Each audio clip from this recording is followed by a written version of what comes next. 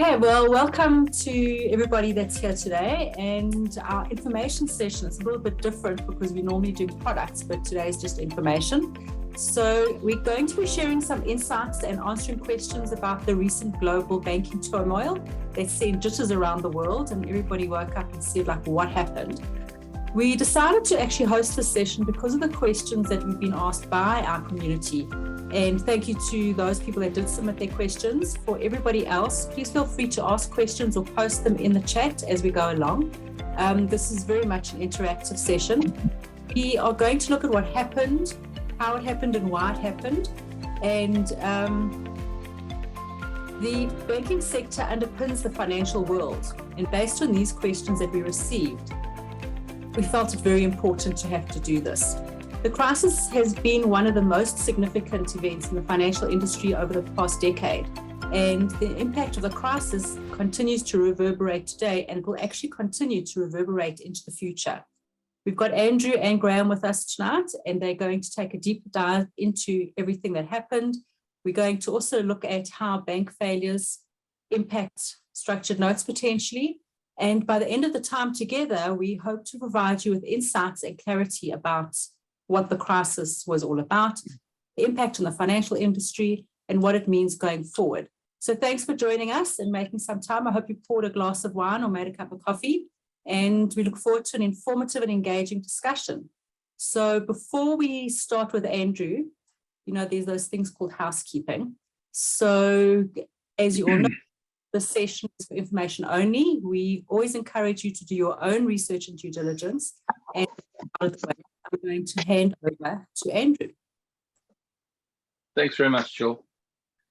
Take a look at this slide. So it's not often you can think of everything bad and throw it onto a slide and present it. But these are, effectively, I'm trying to just give some context. There's two parts to this presentation, just a little bit of what happened, what caused it, and the lessons, and essentially thereafter we're going to go into the questions and answer session.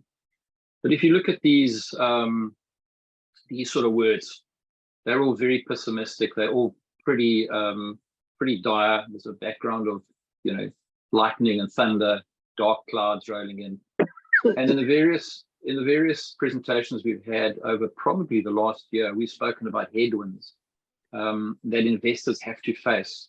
And those have been headwinds such as interest rates and inflation, the war in Ukraine, some of the geopolitical events. But nowhere in any of those presentations was there any hint of, oh dear, the actual banks and the banking sector and the financial institutions that we trust suddenly ran into a very deep bog. And it was actually 26 days ago. Can you believe it? I actually counted it up. It was 26 days, Friday the 10th, that the first tremors started coming. And it started with an American bank, and we'll go through much more detail. But it started with an American bank, it spread to some other American banks over the weekend. And by the Sunday or Monday, it had supposedly spread to Switzerland and even as far as to Germany. So there was the crisis of confidence in the top right-hand corner. Everybody, as Jill said, sat up and took notice of what was happening, because pretty much everybody has got a bank account somewhere, has got investments, has got payrolls, is connected to the financial system somehow. And they thought, could this be happening to my bank?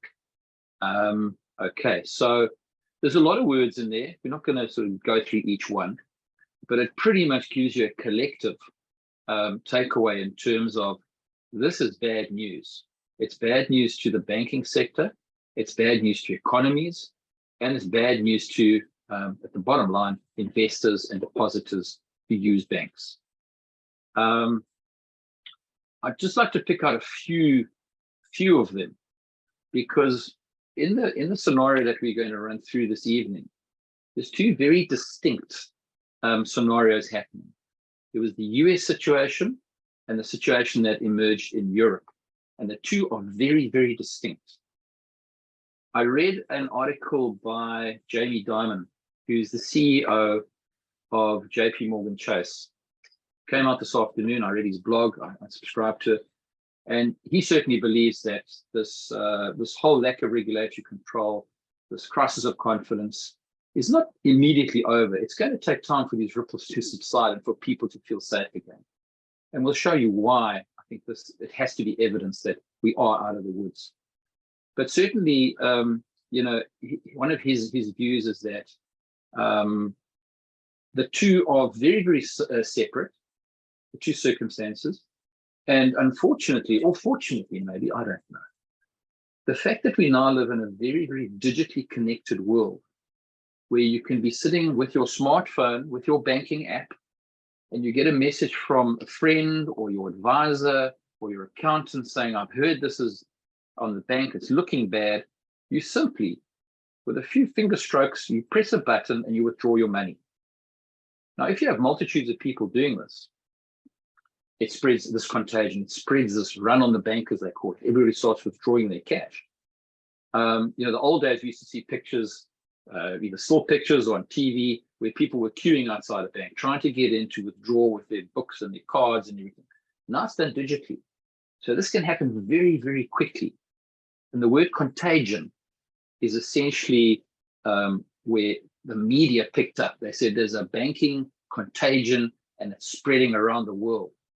And I certainly believe, and I've done a lot of reading, been interacting with a lot of investment banks and commentators, independent commentators who've got no interest in the banking sector, who said it's very interesting how the media now has got such a powerful influence over investor sentiment. And sentiment is it's intangible. You can't touch it. You're sitting in your office, you're sitting at home, having a glass of wine or coffee, as Jill suggested. You see something, you've got the app, you can act there and then. You don't have to wait 8 o'clock in the morning. So this momentum suddenly becomes a wave. And certainly it's been very, very interesting going through this crisis of confidence, because it's very, very different to what happened 10 years or 13 years ago now. As Jill said, this is probably the most significant banking sense of confidence or crisis of confidence in the banking sector since 2008, 2009. So let's move on to the timeline, because I've done enough doom and gloom here. Jill, if you can move on to the timeline. Right, there we go. So this is a timeline of events. I've just benched it back to 2000 simply because it was a nice round number. 13 years ago, we had the first, what was called global financial crisis. Okay, the biggest failure in the US at that stage was a company called Washington Mutual. 307 billion was wiped off. Their bank went down. It was the biggest failure in American banking history. I've confined this discussion to the States, the US, and to Europe. Okay, so I'm not talking about other jurisdictions, whether it be anywhere else in the world, because this is really where these two elements of contagion, if we can call it that, were evident. So 2008, 2009 was very much of a benchmark, a high watermark or a low watermark for the banking sector. Essentially, banks had been, although they were regulated, they weren't enforced. And banks were doing some crazy things, quite frankly, to generate enormous profits, enormous margins for both the shareholders and the stakeholders in those banks, the employees. There were obscene profits being made, quite frankly. And they were taking risk. They were taking risk without there was no oversight in governance. And what came out of that was some very, very strict, once the dust had settled, in 2009, 2010, some very strict legislation came out, specifically in Europe and the UK. Western Europe, they had something called Basel III, and it set out rules and regulations as to how banks would behave, how much money they had to keep in reserve, etc., all sorts of fancy ratios in terms of liquidity to debt, etc. But it set a guideline, and it also set out very strict enforcement rules in terms of, if you cross the line, chaps, we're going to hit you with a big stick and you're going to get a big fine. Now, quite frankly, I've worked for investment banks for 20 years, and pretty much every day you see some bank getting a fine for some other breach or crossing the line, as I call it, and getting fined for it. So they are getting enforced, but sometimes the behaviors are still there. It's attitudes and behaviors. That was Europe.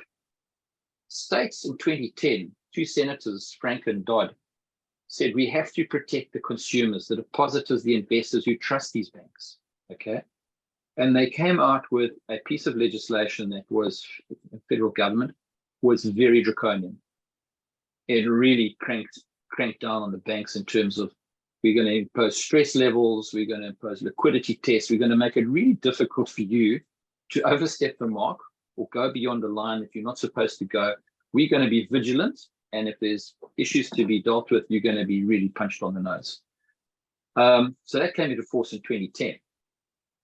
It was, I don't think it was draconian. I've looked at it. I've actually looked at the act. I looked at it yesterday.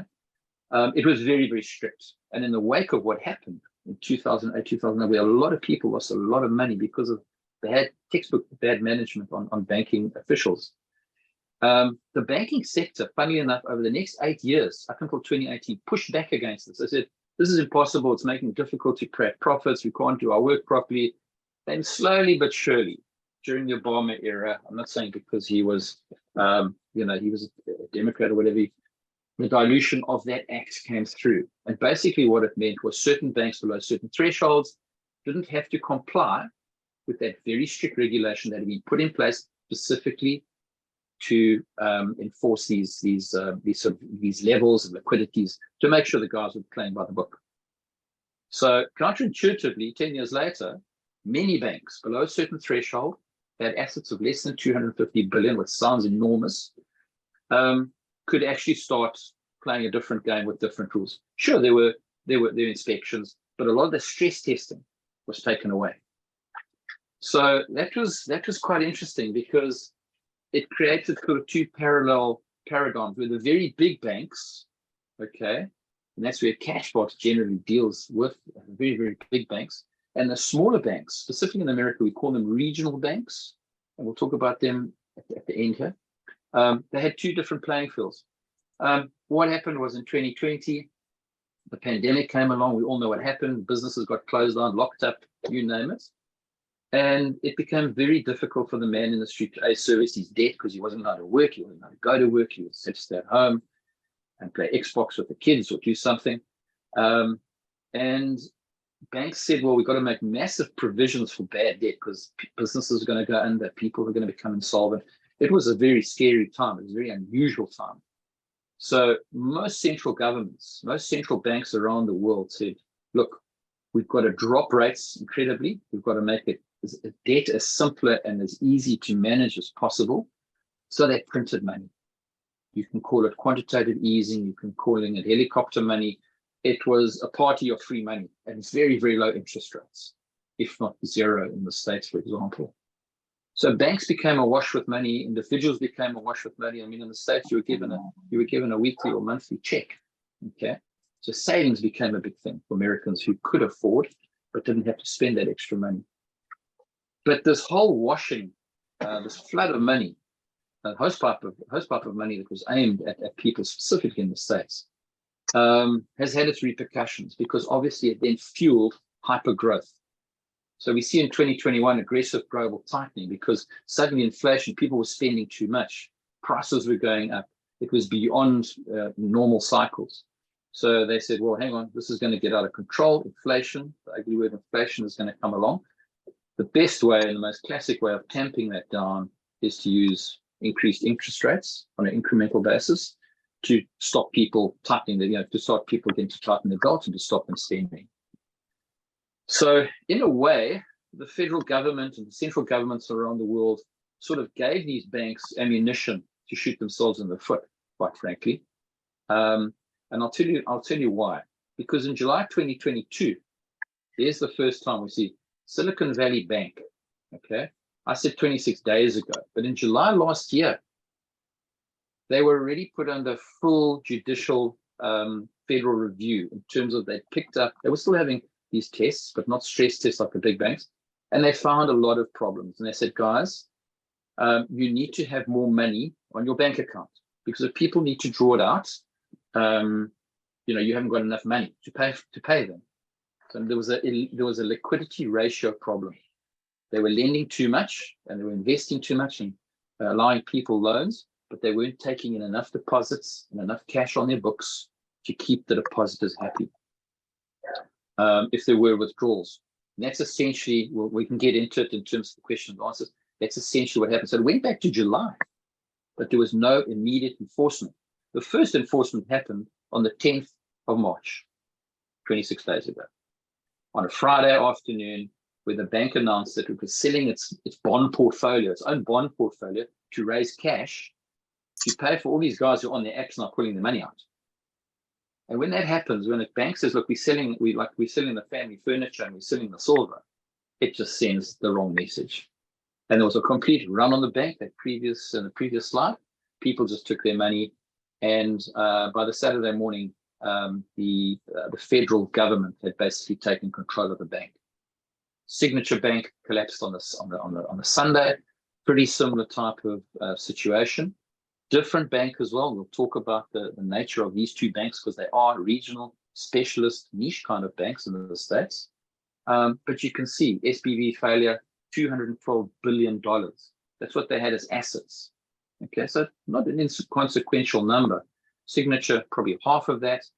And then you look at Credit Suisse, we haven't really touched on that, we'll touch on them later, $1.3 trillion. Okay, so clearly you can see, that's why I said there's two very different circumstances. You're talking about a global bank in Credit Suisse, and you're talking about two regional American banks. But the fact of the matter, media, social commentators, and the man in the street put this together and said, we're collapsing. The whole banking system is going down. Okay. And that I stress to many of my clients, conversations I have, these are very two distinct situations.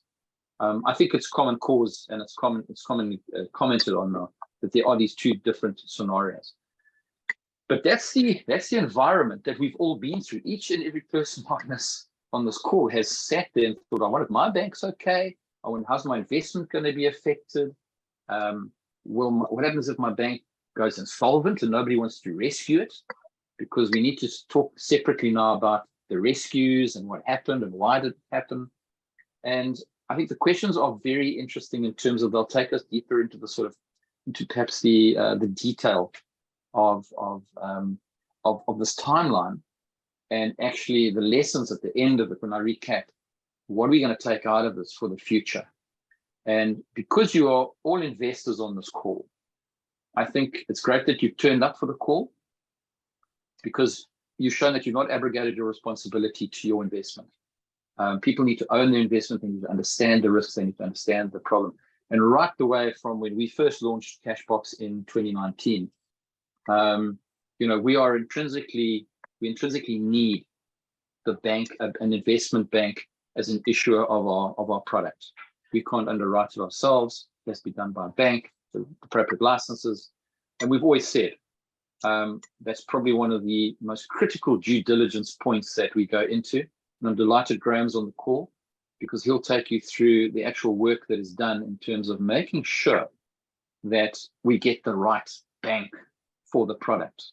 And Graham will actually touch on Credit Suisse, because some years ago, Credit Suisse was very much in vogue, but Credit Suisse is a very different story to how its problems eventuated, as opposed to, let's say, the American banks. So that's really just to set context. If there's any immediate questions, we can take them. Otherwise, I know we have received quite a few. And as we go through, just jump up and shout. So we've got a great question from Manish, but what I'd like to do is get to that not towards the end, but in the second half, because that's more specific about structured notes.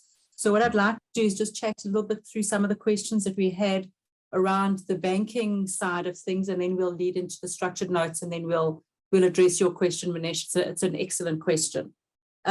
So one of the questions that came through is, obviously you got through a little bit about SVB and their demise.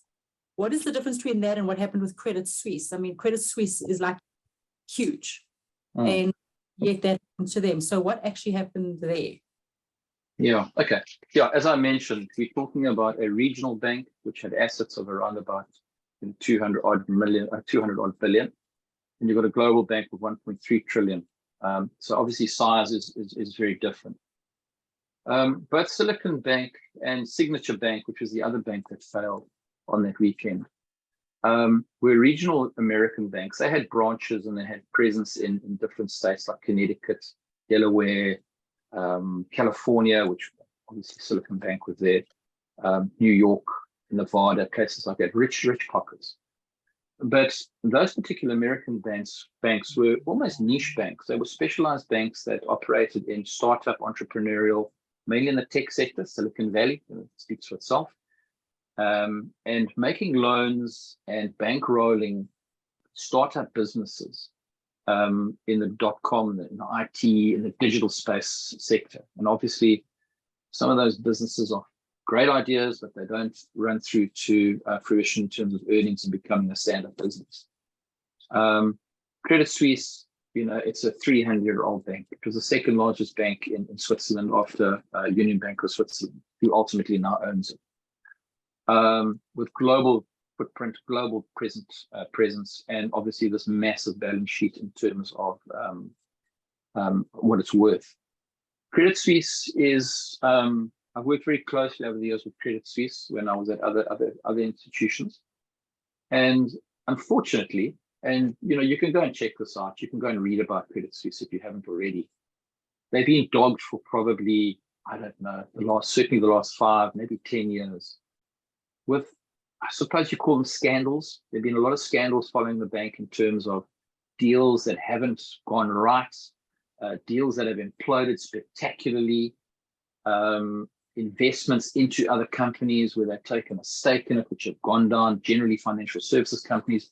There's 2 that spring to mind, where they took, the one particular company, Oculus, they took a $5 billion hit. So they've had some very poor investment decisions.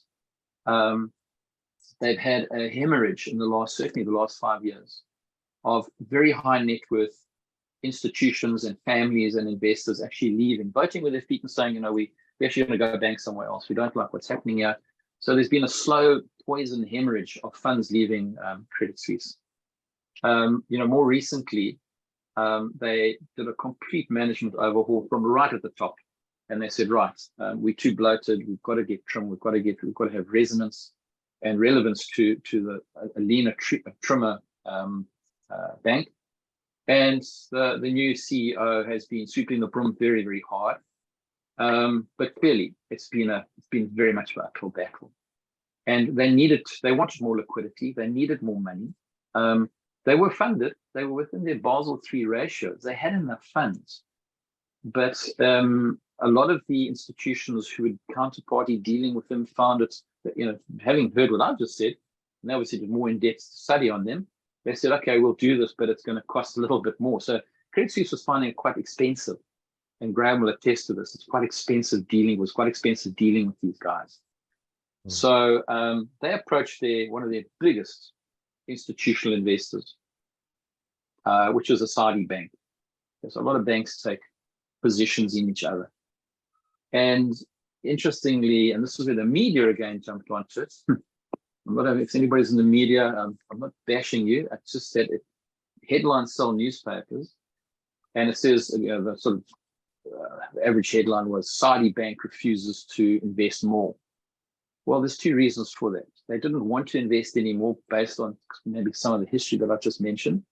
But they also in Europe, especially in Switzerland, under Swiss regulatory law, if you put in too much money and you go above a certain percentage threshold of shareholding, that's 10%, it's paid with 10%. Different rules apply in terms of how you have to behave, how you got to report, it becomes much more expensive, etc. And the Saudi said, we don't really want to get involved in that whole above 10% rule. We're quite happy here. But the press and media jumped on and said, oh, Saudi guys are walking away from UBS. And again, this run started. The social, this vortex. It was just like a Hoover or Electrolux, whatever you want to call it, just sucked money out. And effectively, it was brought to its knees. 2 very interesting things come out of this, and it's something that I'll repeat the summary, my sort of 3-minute summary, and Jill's got a stopwatch on me because I talk a lot. The 2 efforts which were made, which were very decisive and very positive, were by the US regulator, the US government, and the Swiss government. They were on separate weekends, but they both jumped in and they said, this has to be stopped, this contagion, whatever you want to call it, a lid has to be put on top. And the respective governments brokered deals for these banks to be taken over and to be sorted out. Within the space of literally 48 to 72 hours, it was sorted out. I mean, the fact that Joe Biden had a press conference on the Monday following SPV and Signature was testament to the fact that they were taking it extremely seriously. This can affect an economy, it can affect your whole economic being and your outlook. So they were very decisive, and they were very pragmatic, and they were very positive about it. So yeah, two very different scenarios, Jill. One was probably a bank of classic mismanagement over time. The others were bad management on a short term because they were looking for gains. It's as simple as that. The American banks weren't adjusting their liquidity ratios. They said, no, we'd rather lend the money out than keep it on our balance sheet because we can make more money. And when the guys came knocking, looking for their money, the cupboard was bare. And that's why they had to sell quickly, and the rush started. So bankers from 2008 were typified as greedy individuals. And I think that greed for shareholder value, personal value, and bonuses, it still exists. And I think because a lot of the regulations are there, that's fine, but they need to be enforced and not just by a fine. I personally believe, and I've said it, I'm on record of saying those individuals, Biden actually said it as well, so maybe I'm in good company. Those individuals shouldn't just be kicked out of the banking sector, they should be prosecuted. It was criminal what they did. And you can't hide behind arguing with the shareholder. So that's the long answer. Awesome. Okay, so from now on, your answers need to be concise and short because I'm conscious of time. Okay. So if we can do maybe split the difference, the next kind of 15 minutes, do like the banking side of things, and then the second 15 minutes, to look at the structured notes side of things. Chad, do you have a question there? Thanks, Andrew. I think you answered the other one. 3 similar questions came through, and with all the printing of the money that's happened, has this compounded the bank's liquidity problem? Almost seems counterintuitive, right? So there's more money in the market. It's probably driven up inflation. What's actually happened to the bank as a result? And clearly, what did they do or not do to correct that? Yeah, so I was getting, so I'll take that I've answered 3 questions for one. Your question I was getting to at the end of the last answer. So it's very much, if you put yourself, think about yourself in your daily position. You've got a checkbook or you've got an account, you're spending so much and you know how much you've got. And you always keep some provision for like the rainy day, or something goes wrong, or the car breaks down, or the geyser falls through the roof, or school fees, or something extra happens.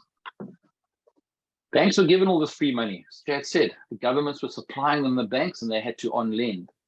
But they had to, as interest rates were rising, they had to increase this pool of money that was there in case people came knocking.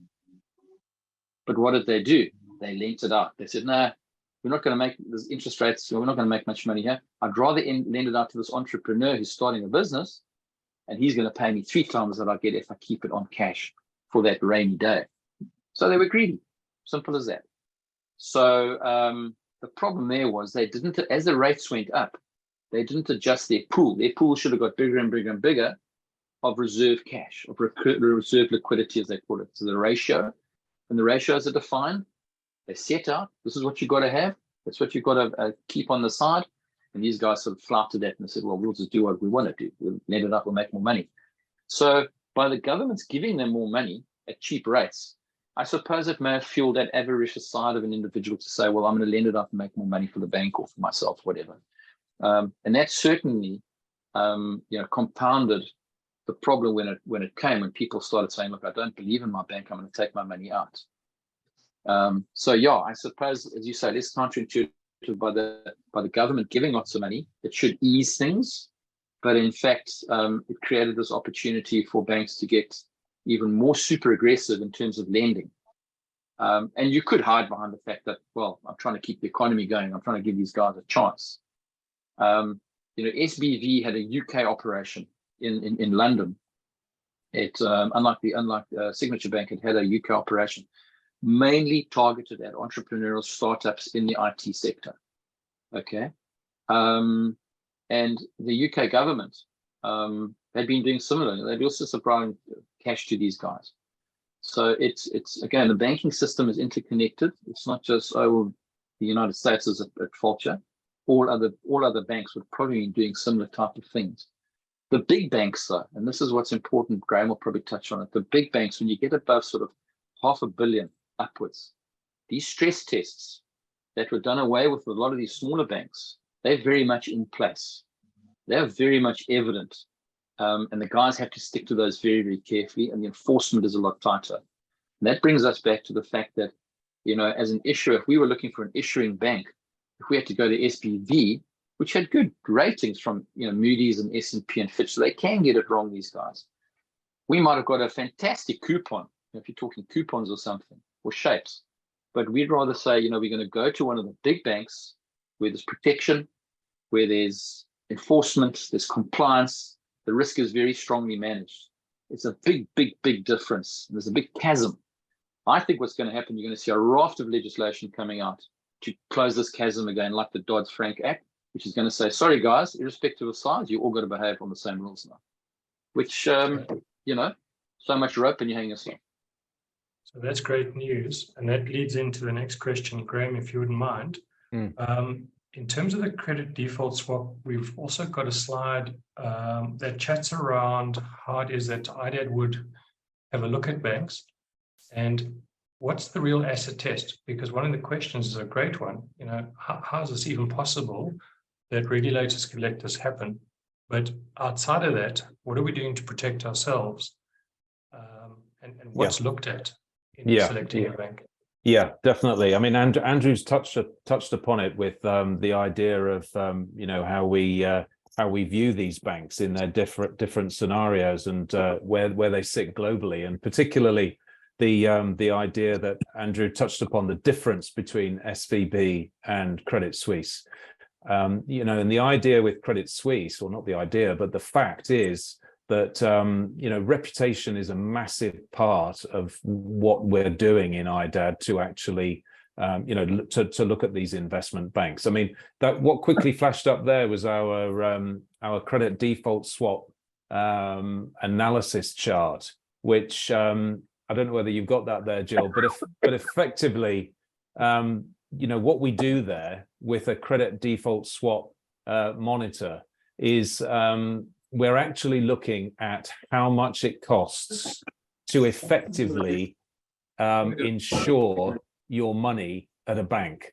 And so what this does is, as much as we are also looking at S&P credit ratings, Moody's and Fitch, which was our big, which was effectively everybody's big go-to reference, particularly when we look at 2008, 2009, the GFC, the global financial crisis, is that we needed to go more than that, because obviously the credit rating agencies were clearly a little bit lacking, quite frankly. And as much as they give these ratings, we felt that we needed more than that. And a credit default swap analysis is essentially looking at how much it would cost to insure your money with a bank. And so, for example, if you look, and this is an acid test, quite simply. I mean, it's very, very straightforward in the sense that it's the premium of what it is to actually, to insure your money with a bank. So it's effectively by definition, a credit default swap is a contract which is intended to mitigate losses as defined by Bank of England. So that we go to the Lloyd's of London, which effectively displays the premiums that are required, and then we use that to actually analyze what we have as far as we're concerned with a panel. So if I refer you to, for example, that document there, you'll see that Credit Suisse 1 week ago, and this is a little bit out of date in the sense it was as at the 24th of March. So the week prior, we were sat at 1 over 1,000. Now that's the basis points on the premium for insurance. So the higher the figure, the higher the cost to actually insure your deposit with the bank. So you can see the massive movement in how those risks are being analyzed within the market. And this is the acid test. So we are constantly monitoring those. And it take, for example, at the moment, we've had quite a run as far as Cashbox are concerned, and we've been using BBVA, which sits at currently around about 77 points.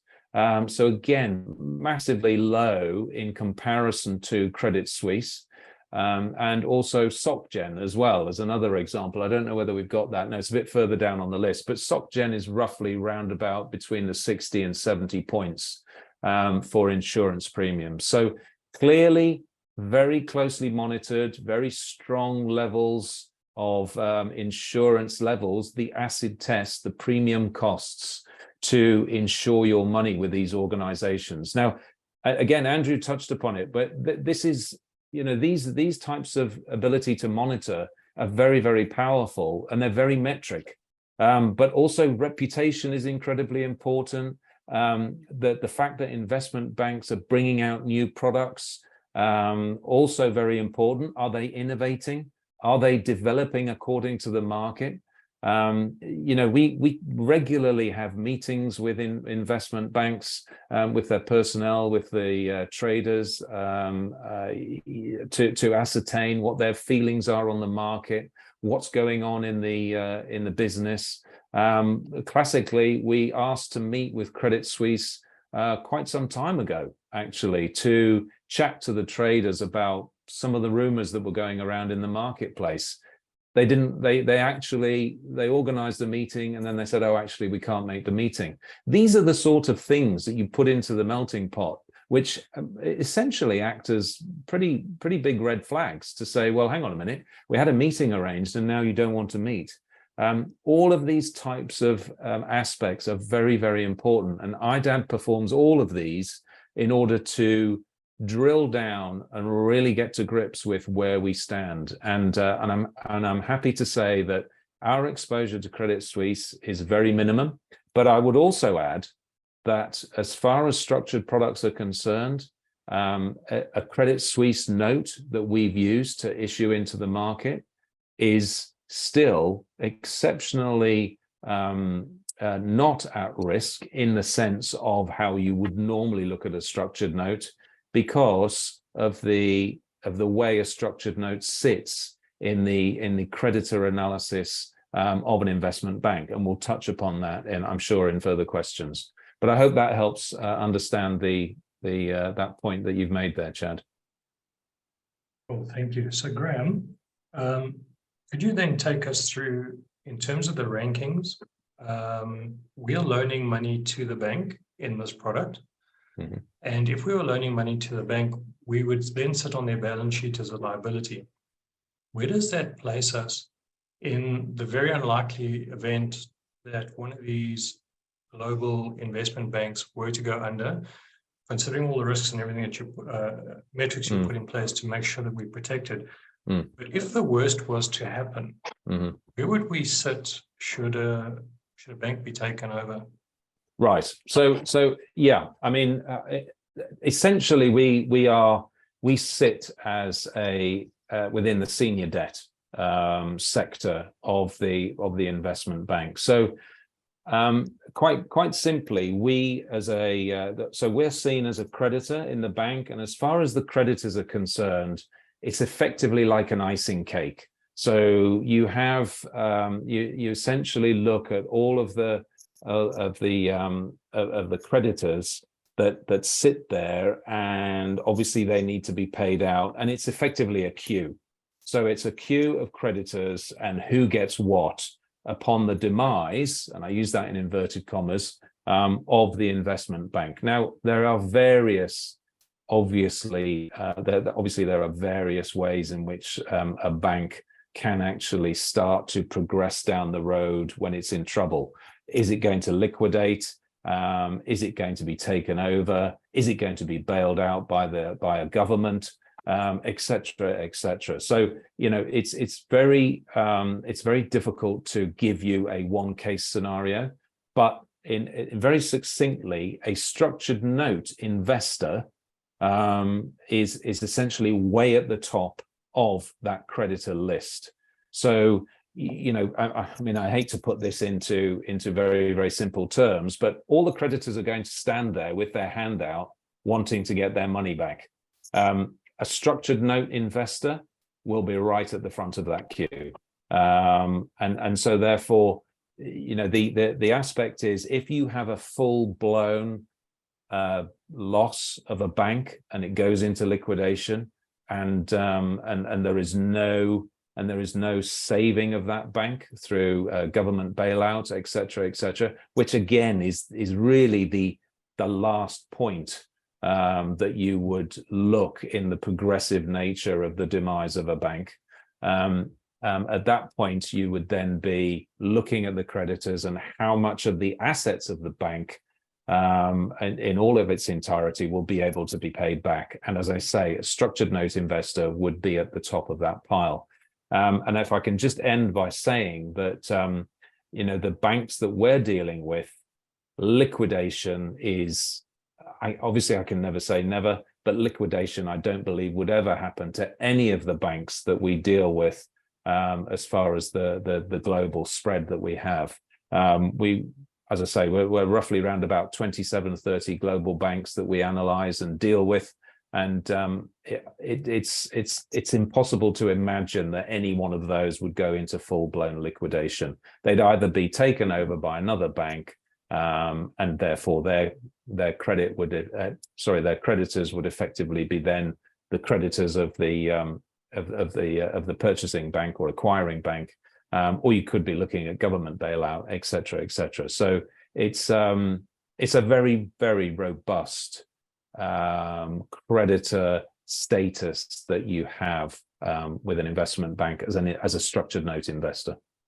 Graham, does that then mean whoever was with Credit Suisse, now the structured notes taken over by UBS? Correct. That's absolutely right, Chad. And so therefore, you know, as I say, I mean, you know, the way that Cashbox and IDAD work has meant that Credit Suisse has not come into play, principally for the pricing more than anything of the specific shapes that Cashbox is looking at, but certainly Credit Suisse, a structured note investor in a Credit Suisse issued note now is a client of UBS.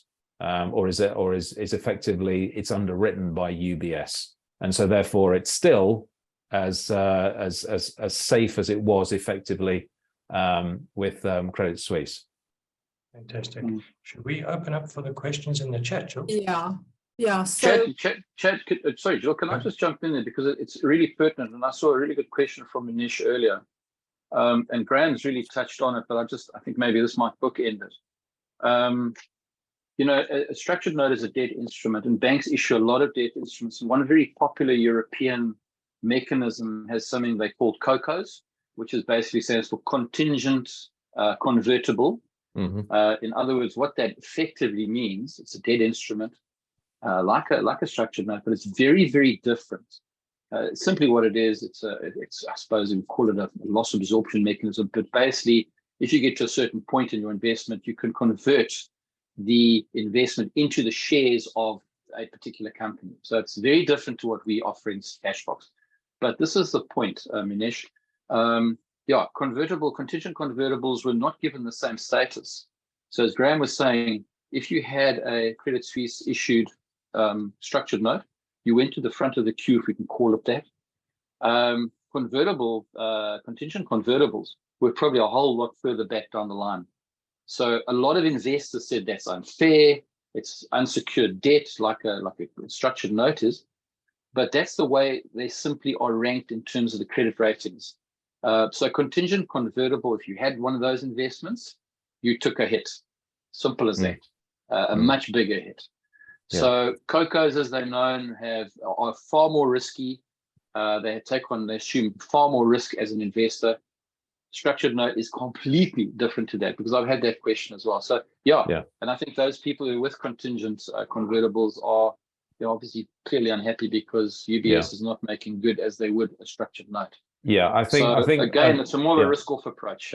I think absolutely, Andrew and Manish, your questions are very, very valid, and I think it's it's important to scrutinize these facts. And I think, your reference in some of your questions, and I'm sorry if I'm flitting between them, but where you're looking at cocoa bond holders, as Andrew mentions, these contingent convertible bonds, AT1s as we call them, the additional tier one bonds, those the devil is in the detail on those, and it has been proven that the Swiss government actually acknowledged the fact that there was detail within the terms and conditions which absolutely annoyed the AT1 holders, in the sense that they were lower down the list as far as creditor rankings, and so therefore it has certainly disturbed the market.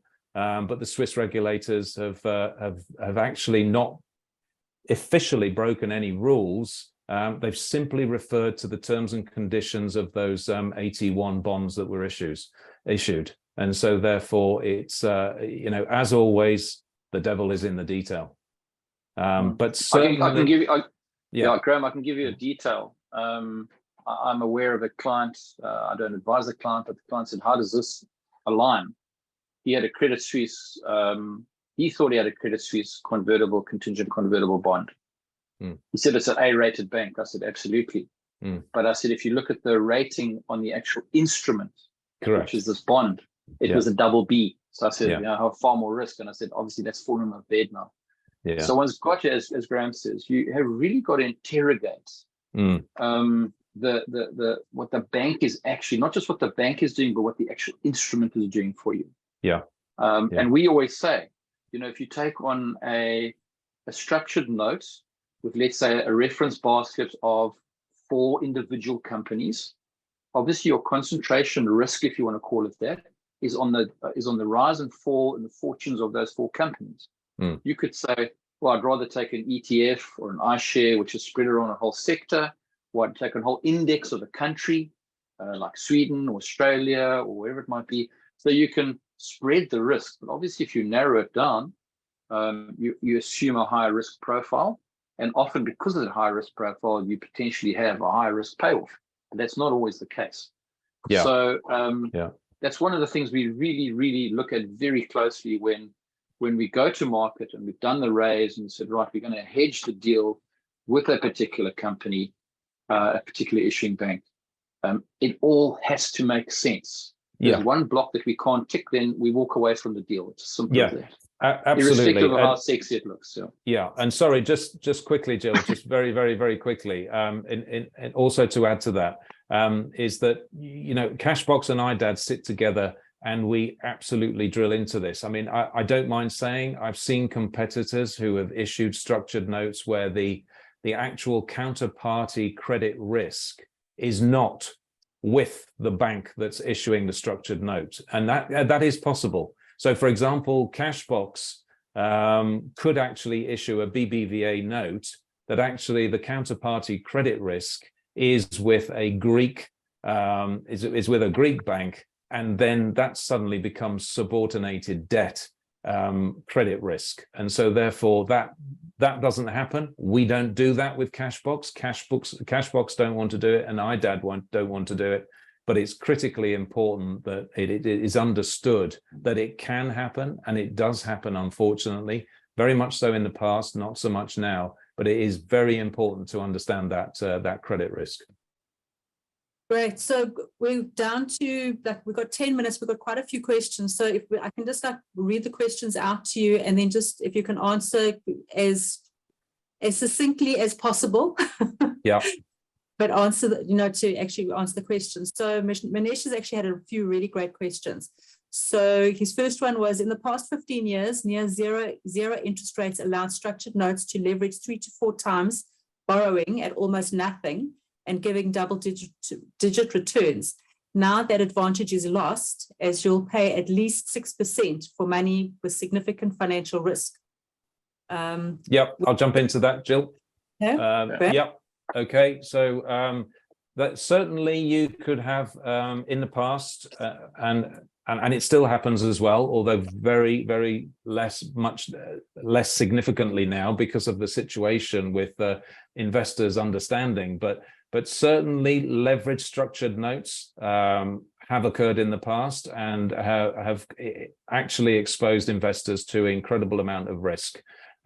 We don't do that as far as IDAD is concerned, and Cashbox aren't interested in those type of notes.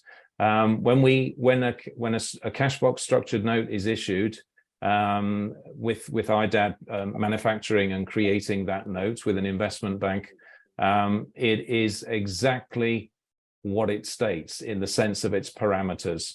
And so if the note states that if the parameters are met, that an 8% coupon will be paid per annum, then that will be paid. What the bank does with it is entirely at the bank's discretion, but the simple fact is that they are contractually bound to meet those coupon payments. And it's as simple as that. And so therefore, what it says in the fact sheet is what will be delivered to the client. And that's that.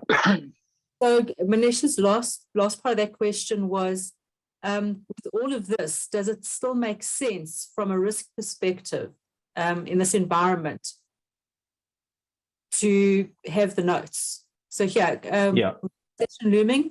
So how will you mitigate these risks in your notes? And do notes make sense from a risk perspective in this environment? Okay, so in the sense of looking at risk across the board, probably one of the most important elements to understand with a structured note investment is what is your credit risk, i.e. what is the credit risk of the counterparty that is issuing that structured note.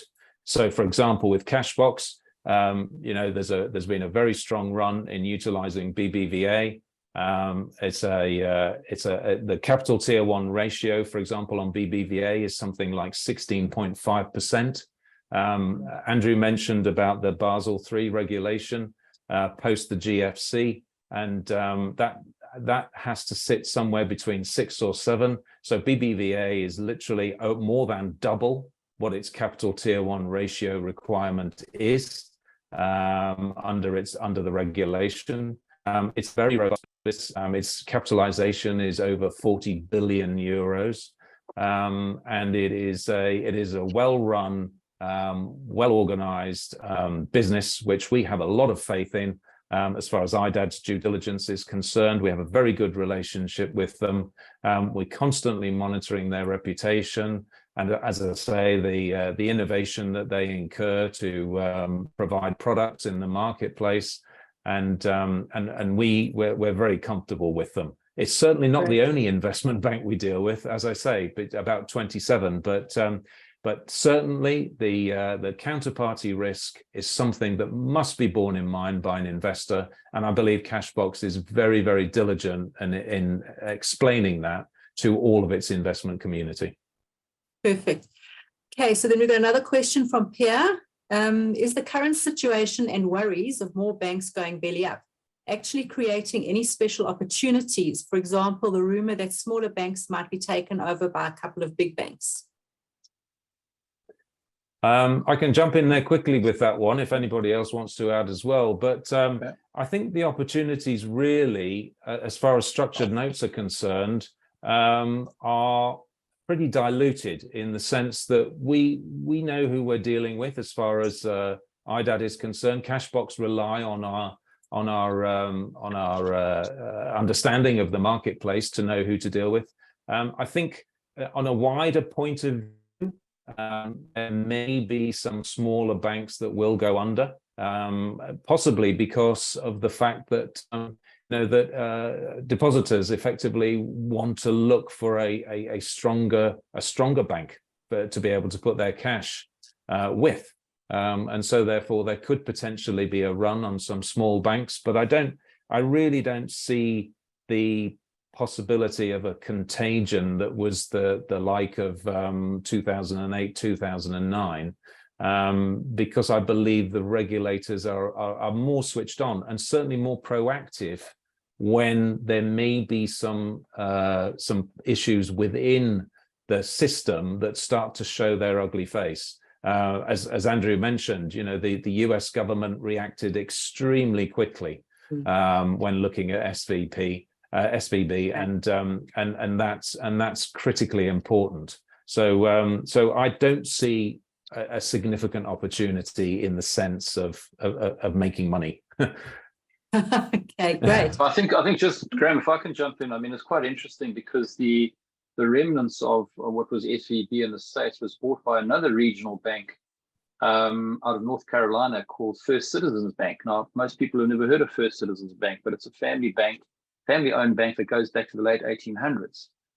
But it had sufficient equity to satisfy the FDIC, that's the federal authority, to take over the assets and the losses and the debt that SVB had. Similarly, the federal government created a sort of a bridging bank when Signature Bank went under, but most of the assets have now been taken over by another regional bank, again, who, I can give you the name, but nobody will have heard of it. These transactions happen exceptionally quickly. The HSB takeover of the UK side of SPV happened literally in hours. It was brokered by the Bank of England. So yes, there may be collusion amongst thieves, people might say, if you're a conspiracist, but simply put, they wanted to put this fire out or put this contagion out as quickly as possible. Similarly, in normal circumstances, if one bank wants to acquire another bank, it takes months, if not years, of due diligence, of process, of making sure of the right approaches, of the right valuing the assets, valuing the takeover bid. UBS was bought in the space of 24 hours, but the Swiss government basically enforced it. They said, you will buy this. It pretty much happened when I was working in Lloyd's Switzerland, the private bank there, when some of the British banks were in problems in 2008, 2009, they were basically told, this is not a marriage. We are telling you, you will get married and you will take over the assets of Halifax Bank of Scotland and Bank of Scotland. And the bank had to do that. We'll sort you out. We'll stand guarantor. We'll sort out the dividends and everything, but this has to be done.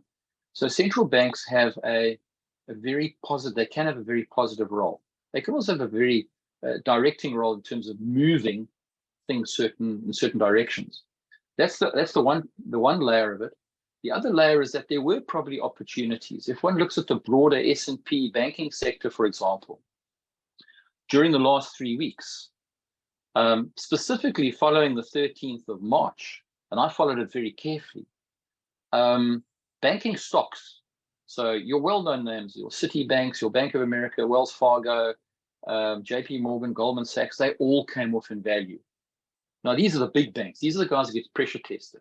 That was potentially, if you're a stock picker or a value picker, that would be a time to watch the stocks and perhaps buy them. But it's not Cashbox's business.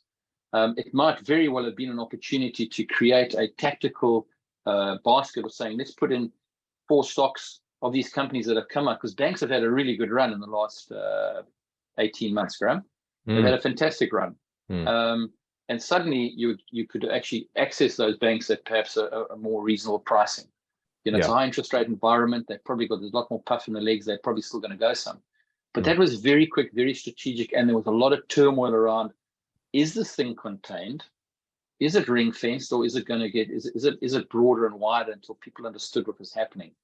So yes, there are perhaps strategic opportunities, but that's not Cashbox's business. That's really a stockbroker, stock picker who'll pick up the phone and say, now's the time to buy, or now's the time to sell. Right. Etc. Thanks. Thanks, Andrew. So I see people starting to jump off because we're out of time, but I'm going to just run through these last few questions. So Manish asked one of the questions, going back to you mentioning Ade did have some Credit Suisse notes. And why didn't you close your note with Credit Suisse once you became suspicious of the bank's stability? Okay, so again, a very good question. Well, the notes were already in issue. And so when we have a note in issue, obviously that will go according to its parameters. It will either auto call, it will mature early, or it will go full term. Now, normally with the notes that we've been issuing with Credit Suisse, they were indices baskets, and we were normally looking at around about 5 or a 6 year note. So we were effectively, the notes had been launched, and so therefore they were into the market, they were live. and so therefore they had to run. But as I mentioned, we were very aware when as time was drawing near to the issues with Credit Suisse, we were very conscious of the fact that, and I know this is rather blasé, but we were very conscious of the fact that Credit Suisse was another one of those banks that was too big to fail. And we were also quite conscious of the fact that the Swiss government indeed would look to merge Credit Suisse with another large bank in Switzerland. And lo and behold, as Andrew mentioned, it was FINMA, it was the Swiss regulator that actually said to UBS, "You will buy Credit Suisse." Simple as. Great. Then another great question from Manish. Manish, we need to have you in our back pocket. Your use of bank insurance risk is really clever in mitigating risk. Has this tool ever failed in your experience?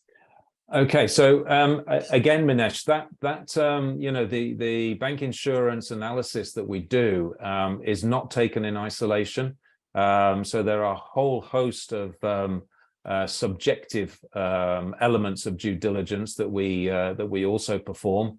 But it has never outright failed us, but I can give you an anecdote which is from the GFC situation 2008 2009, and Clive Moore, the managing director of IDAD and indeed the founder, he was actually over in the US at the point of the Lehman Brothers situation, and he was in a meeting which was actually held in the canteen of Lehman Brothers offices in New York.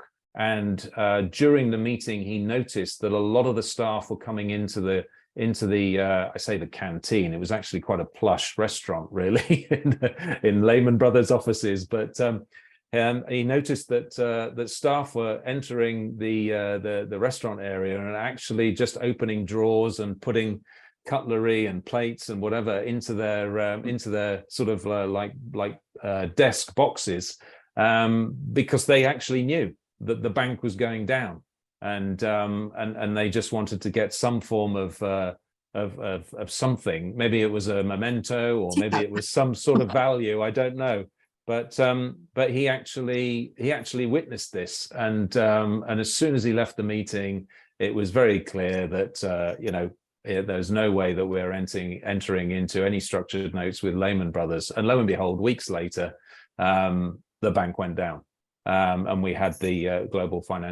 the start of the global financial crisis. So, in answer to your question, in its entirety, it's a very, very strong tool, but we do not use it solely for the purposes of ascertaining who we do business and who we don't do business with. Great. But one last question from Pierre. He says here there is lots of talk of central bank digital currencies to be rolled out in many countries. How will this impact the banks as we currently know them? And what could CBDCs mean to the future of structured notes? Well, that's a massive question, and I'm really sorry I can't give it my full response. But crypto is definitely a disruptor, and I think ultimately the governments and regulators have to get to grips with understanding how they are going to be able to regulate it, and I don't believe they're there yet. I think we've got a long way to go.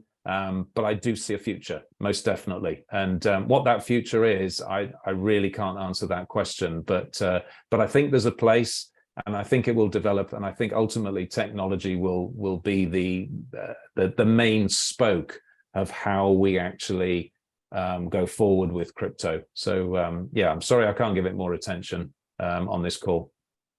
Yeah, I just like to add something there. It was brought to my attention by a client who said, interestingly enough, about a month or two ago, the digital asset space also went through its huge turmoil, FCX collapsing, a lot of the big crypto exchanges coming under huge pressure.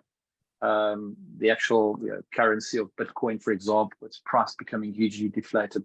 So they've also, the guardrails need to be put on that particular sector and that industry, as Graham's alluded to, and it needs to be embraced by governments. And certainly, if I look at, when I do an analysis of a bank, and to come back to Manish's earlier point, I often look at a bank. If I'm going to ask a bank to be my underwriter, I often say, is the bank actually a good buy itself? So, I look at the price earnings ratio. I do my whole metrics on a bank. Would I buy the bank itself? It gives me some sort of sense of warmth. But in terms of a lot of these big banks, a lot of the big investment banks are pouring huge capex, as is the government, into their own crypto, digital assets, et cetera, et cetera. So it's going to become a part.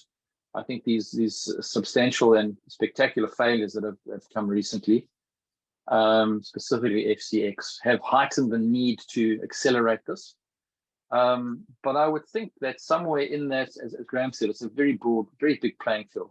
Somewhere in there, there could very well be opportunities for new products, new asset classes to come out of it. As you said, it's a disruptor. So, maybe there'll be new products coming out linked to that digital wallet space in time to come. But again, unless it's regulated, unless it's understood, that's the risk that somebody goes into if it's an unregulated product at this point in time. Excellent. Thank you so much. Are there any other questions? We've got no more questions in the chat. If there's anybody else that would like to pose a question. I think it's been brilliant. I think the questions that have been put are fantastic, and really do appreciate the level of interest and the level of understanding as well. Very powerful. Excellent. Well, Thank you for your time. Yeah, thank you everybody for your time. Thank you, Andrew. Thank you, Graham. Thank you, and thank you for everyone giving some time up to listen to us. Can I just close off with one thing? Yes. Bloody bankers.